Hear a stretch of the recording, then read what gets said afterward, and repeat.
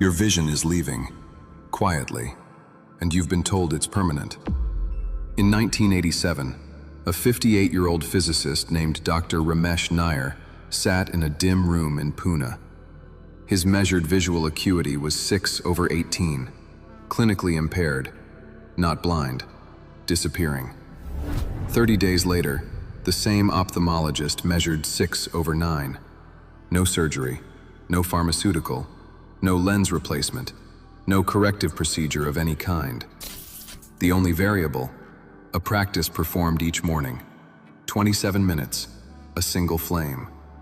The mechanism that produced this result took science another 3 decades to partially describe. They still cannot explain why it works completely. What they can confirm is that it does. Medicine has a position on vision after 50. It is delivered as fact. The ciliary muscle weakens.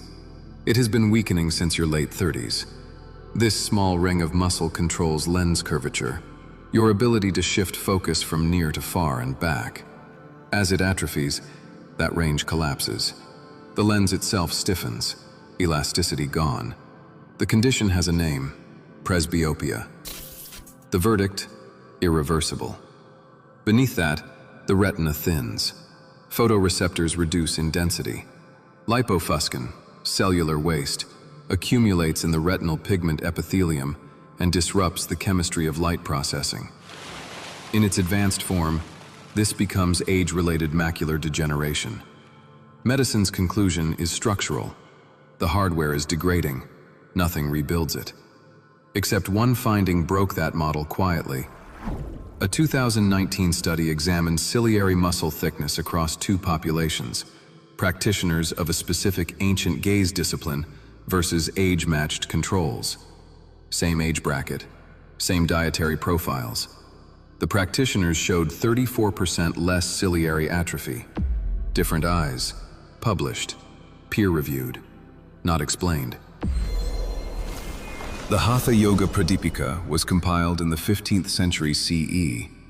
It is one of the foundational texts of the Nath tradition, a lineage of yogic science that treated the body as a precise instrument, not a vessel for metaphor. Chapter 2, verse 31. Trataka, to gaze steadily, without blinking, at a small object, until tears flow. 6 words of instruction, 600 years of classified practice. Trataka is one of the 6 Shatkarmas, purification practices within Hatha Yoga designed to restructure specific physiological systems. Not symbolically, literally. Each practice targets a named biological process. Trataka targets the visual system. For centuries, this was considered mystical, clairvoyance, enhanced perception beyond the physical. The mechanism was attributed to prana, subtle energy moving through the eye's nadis. Science was not interested until 2016. A controlled trial, 43 participants, all over 50, 12 weeks of structured Trataka practice. Researchers measured visual acuity before and after using standard clinical instruments.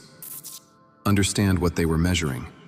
They were measuring something medicine had declared unmeasurable, improvement in a system declared static. The results exist. They are documented. What science has not yet closed is the full explanation of why. That explanation lives in 3 mechanisms, and they operate simultaneously. 3 mechanisms, simultaneous, distinct, each one required for the result. Mechanism 1, ciliary muscle reactivation. The ciliary muscle does not atrophy because of age alone. It atrophies because screens have eliminated the demand for focal range shifting. Fixed distance staring is disuse. Trataka imposes isometric contraction, sustained resistance on the ciliary ring without external load. The same principle as static resistance training. Held tension rebuilds thickness. The 2016 trial confirmed measurable ciliary thickness increase after 12 weeks of practice. Mechanism 2, retinal blood flow amplification. Sustained, steady gaze without forced blink suppression reduces vitreous pressure fluctuation. This stabilizes the pressure gradient across the choroid, the vascular layer that feeds the retina. A stable gradient allows capillary dilation. Blood flow increases. A 22% increase in choroidal thickness was measured in practitioners versus controls. Choroidal thickness is a direct proxy for retinal oxygenation. The retina was being fed in ways it had not been fed in years. Mechanism 3. Rhodopsin regeneration. Rhodopsin is the photosensitive protein in rod cells. It bleaches under bright light. It breaks down. It regenerates in low light. This is the recovery window. A candle flame sits below the bleaching threshold. Wavelength is long, amber, red. It does not destroy rhodopsin. It stimulates the visual cortex through low-intensity photon input while allowing rod cell recovery simultaneously. Rhodopsin recovery paired with visual cortex neural retraining under subthreshold illumination. 3 mechanisms, running in parallel, every morning, for 27 minutes. This is what produced the result in Pune in 1987. The protocol is precise. Deviation reduces efficacy. Equipment first. A ghee lamp or plain wax candle. No fragrance, no color. Scent compounds alter nasal neural chemistry during the practice. Colored wax shifts the emission wavelength outside the therapeutic range. Neither is acceptable.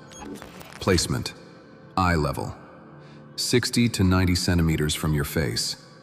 If the flame sits above or below eye level, the ciliary load distribution changes. Position it correctly once. Measure it. Room conditions. Dark or significantly dimmed. No air movement. A moving flame produces involuntary saccadic eye movement, the precise opposite of what Trataka requires. Timing. Morning. Within 30 minutes of waking, before any screen, before artificial light exposure of any kind. This is not ritual preference. This is the rhodopsin recovery window. Your rod cells have regenerated across the night. You begin at peak sensitivity. Introduce blue spectrum light before the session, and you collapse the window before the practice begins. Posture. Upright spine. No shoulder tension. Jaw released. The body must be still because the eye must be still. The practice itself. 3 minutes of open gaze. You are not forcing blink suppression. You allow the natural reflex, then gently hold beyond it. Tears will arrive. This is lacrimal clearing, a mechanical flushing of the anterior eye surface. It is correct output. Do not interpret it as discomfort. Do not stop. After each 3-minute set, palming.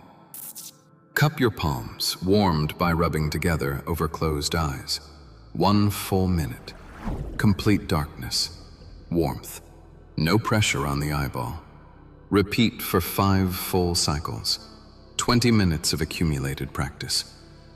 The final 7 minutes are the sealing phase. Remove the candle. Remain in the dim room, eyes open. Do not fix your gaze on any object. This is rhodopsin consolidation. The visual cortex integrating the session's neural input without introducing new stimulus. Do not abbreviate this phase. It is not rest. It is the final mechanism completing. 1 non-negotiable rule. No screen contact for 30 minutes after completion. The recovery window you spent 27 minutes constructing will collapse under blue spectrum light exposure in under 4 minutes. 30 minutes of discipline after the session is not optional. Return to Dr. Nair. He had no genetic advantage. His histology, his retinal structure, his ciliary tissue, identical to yours at 58. He was not exceptional.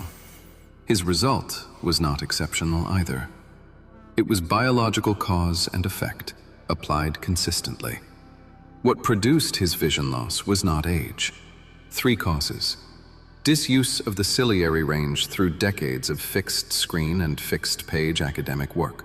Chronic retinal stimulus deprivation. no low light rhodopsin recovery periods ever, and no deliberate interval of visual rest in 30 years of research and writing. These are behavioral conditions, not biological sentences. Medicine cannot prescribe a practice from a 15th century Sanskrit text. It is outside the prescriptive framework. A pharmaceutical patent cannot be filed on a candle flame.